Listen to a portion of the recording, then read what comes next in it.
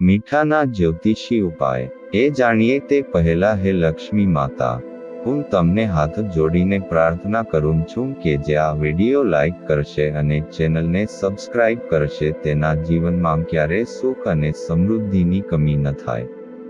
1. ધ્યાનમાં રાખો કે રસોઈ બનાવતી વખતે ભોજનને ચાખશો નહીં. આ ખોરાકની શુદ્ધતાનો નાશ કરે છે અને ઘરમાં ગરીબી આવે છે. મીઠું ઓછું થાય તો પછી નાખજો. ભગવાનને ભોગ અર્પણ કર્યા પછી જ ભોજનને ચાખવું જોઈએ. તેનાથી ઘરમાં સુખ સમૃદ્ધિ જળવાઈ રહે છે. 2.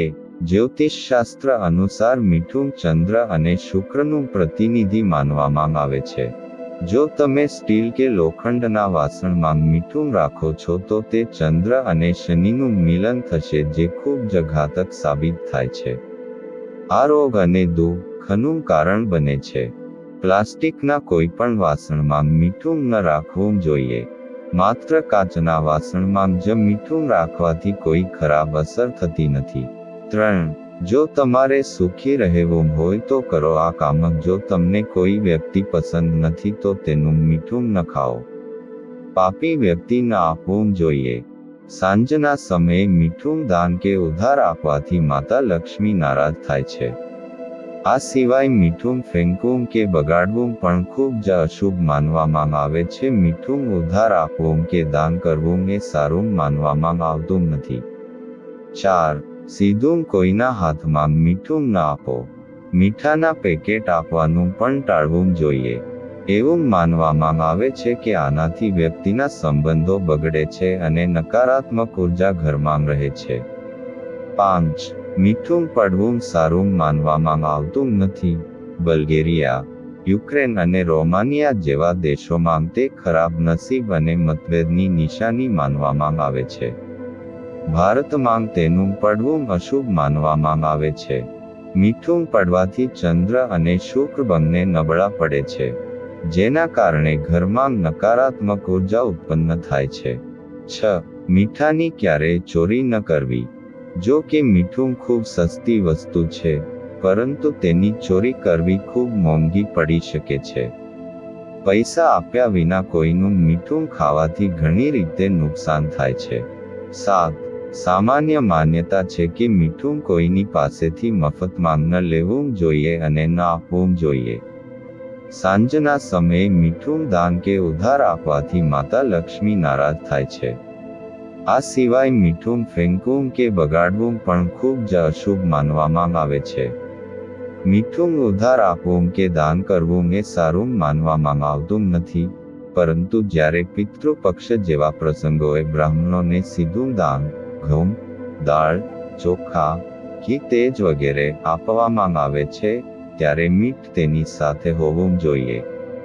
તો જ દાન પૂર્ણ થાય છે. 8. ધનનો પ્રવાહ જળવાઈ રહે તે માટે ઉપાય. ઘરમાં ધનનો પ્રવાહ જળવાઈ રહે તે માટે એક કાચનો ગ્લાસ લો, તેમાં પાણી અને મીઠું મિક્સ કરો અને તેને ઘરના નૈઋત્ય ખૂણામાં રાખો અને તેની પાછળ લાલ બલ્બ લગાવો. જ્યારે પણ પાણી સુકાઈ જાય છે ત્યારે તે ગ્લાસને સાફ કરો અને ફરીથી મીઠું ઉમેરીને પાણીથી ભરો. 9. ધન અને આશીર્વાદ મેળવવાના ઉપાય. કાચના વાસણમાં મીઠું રાખો અને તેમાં 4-5 લવિંગ નાખો. તેનાથી ધન આવવા લાગશે અને ઘરમાં આશીર્વાદ આવશે. એક તરફ મીઠું તેની સુગંધ જાળવી રાખશે, તો બીજી તરફ આ ઉપાયથી પૈસાની કોઈ કમી નહીં આવે. 10. બાથરૂમ અને શૌચાલયના દોષ મુક્તિના ઉપાય. મીઠું એક એવું રસાયણ છે જે તમામ પ્રકારની ગંદકી દૂર કરે છે. કાચના વાસણમાં મીઠું ભરો અને આ વાસણને બાથરૂમમાં રાખો. આ ઉપાયથી નકારાત્મક ઉર્જા પણ દૂર કરી શકાય છે. દર મહિને વાસણમાં મીઠું બદલો. જૂનું મીઠું ફેંકી દેવું જોઈએ. શૌચાલયમાં મીઠું ભરેલું કાચનું વાસણ રાખો. તેને 15 દિવસ પછી બદલો. સૌ પ્રથમ શૌચાલયના સિંકમાં રેડો. 11. વ્યક્તિગત બાધા માટે મુઠ્ઠીભર પીસેલું મીઠું લો અને તેને તમારા માથા પર સાંજે 3 વખત ઉતારી લ્યો અને તેને દરવાજાની બહાર ફેંકી દો. આવું સતત 3 દિવસ સુધી કરો. જો તમને રાહત ન મળે તો તમારા માથા પર મીઠું નાખો, તેને શૌચાલયમાં રેડો અને તેને ફ્લશ કરો. ચોક્કસ લાભ મળશે. 12. જો કોઈ વ્યક્તિ લાંબા સમયથી બીમાર છે તો તેના પલંગની પાસે કાચના વાસણમાં મીઠું રાખો. 1 અઠવાડિયા પછી મીઠું બદલો અને તેને ફરીથી બદલો. ધીમે ધીમે વ્યક્તિના સ્વાસ્થ્યમાં સુધારો થવા લાગશે. 13. રોગોથી રાહત મેળવવા માટે સૂતી વખતે ઓશિકું પૂર્વ તરફ રાખો. તમારા બેડરૂમમાં એક વાસણમાં સેંધા મીઠુંના કેટલાક ટુકડા રાખો. તેનાથી તમારું સ્વાસ્થ્ય સારું રહેશે. રોગોથી બચવા માટે સામાન્ય મીઠાનો થોડો ઓછો ઉપયોગ કરવો જોઈએ. તેના બદલે કાળા મીઠાનો ઉપયોગ કરવો જોઈએ. 14. નજર ઉતારવા માટે ઉપાય. જો તમને અથવા કોઈ બાળકને કોઈની નજર લાગી હોય તો તેમાંથી એક ચપટી મીઠું 7 વખત ઉતારીને વહેતા પાણીમાં ધોઈ લો. નળ ખોલો અને તેને વહેતા નળના પાણીમાં નાખો. તેનાથી નજર દોષ દૂર થશે. 15. ઝઘડાથી બચવાના ઉપાય. પતિ પત્ની વચ્ચે કોઈ પણ મુદ્દે ઝઘડો થાય કે કોઈ પ્રકારની માનસિક અશાંતિ હોય તો બેડરૂમના એક ખૂણામાં મીઠું રાખો. નકારાત્મક ઉર્જા દૂર થઈ જશે. 1 મહિના પછી બેડરૂમના એક ખૂણામાં બીજું નવું મીઠું રાખો. તેનાથી નકારાત્મક ઉર્જા દૂર થશે. 15. કુંડળીમાં ચંદ્ર અને મંગળ નબળો હોય તો તેનો ઉપાય. જો કુંડળીમાં ચંદ્ર નબળો હોય તો ભોજનમાં દરિયાઈ કે સામાન્ય મીઠાનો ઉપયોગ ન કરો પરંતુ સેંધા મીઠાનો ઉપયોગ કરો. તેનાથી તમે બ્લડ પ્રેશરની સમસ્યાથી બચી જશો. પરંતુ જો કુંડળીમાં મંગળ નબળો હોય તો તમે ભોજનમાં દરિયાઈ મીઠાનો ઉપયોગ કરી શકો છો. 16.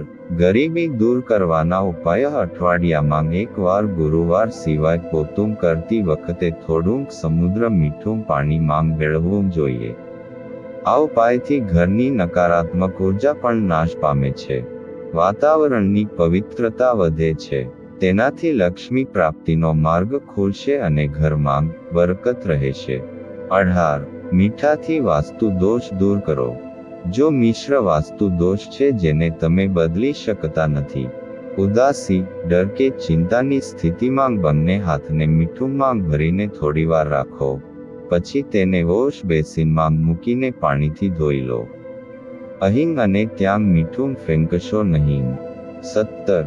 મનમાંથી બેચેની દૂર કરવાના ઉપાય. જો તમારું મન ખૂબ જ અશાંત રહે, જો તમારા વિચારો ચાલતા રહે છે અને તમે કોઈ પણ પ્રકારની ચિંતાથી પીડાતા હોવ તો આના કારણે તમારું સ્વાસ્થ્ય બગડશે.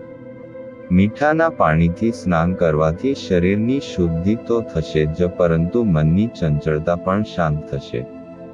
18. વાસ્તુશાસ્ત્ર અનુસાર જો કોઈ વ્યક્તિને સતત આર્થિક સમસ્યાઓ થતી રહે છે અને કોઈ કારણ વગર પૈસાની ખોટ થઈ રહી છે તો 1 ગ્લાસ પાણી ભરો અને તેમાં મુઠ્ઠીભર મીઠું નાખો.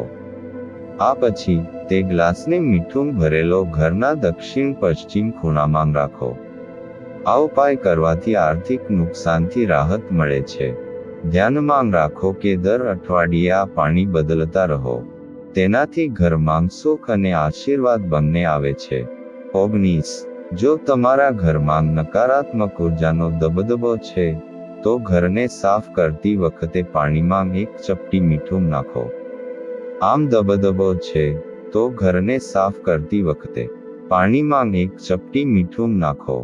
આમ કરવાથી ઘરમાં સકારાત્મકતા જળવાઈ રહે છે. ઘરને મીઠાથી પોતું કરવાથી ઝડપથી ધન પ્રાપ્ત થાય છે. જો તમારે પ્રગતિ જોઈતી હોય તો ઘરમાં મીઠાના પોતા જરૂર કરો.